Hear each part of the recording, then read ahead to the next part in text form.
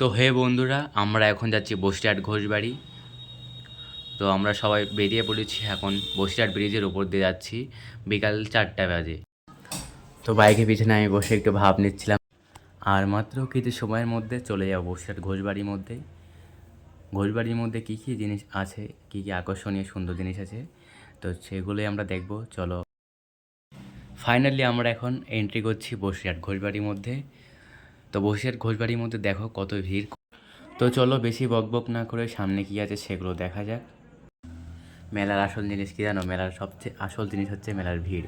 তো এই ভিড়টাই হলো মেলার আসল মজা।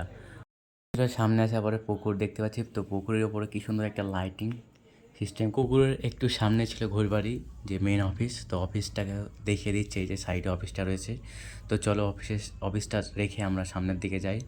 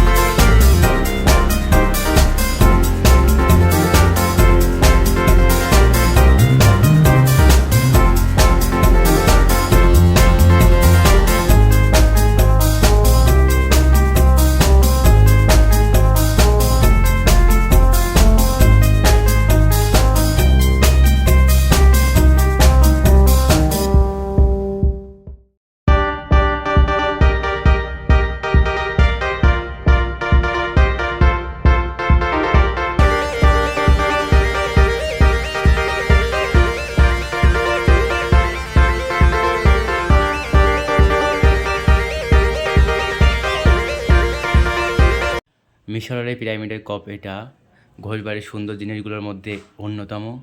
ও এটা আমার খুব ভালো লেগেছে, তাই আমি এখানে 4টি ফটো তুলেছি। আমার এই ভিডিওর মধ্যে শুধুমাত্র কয়েকটা জিনিস তোমাদের দেখাতে পেরেছি।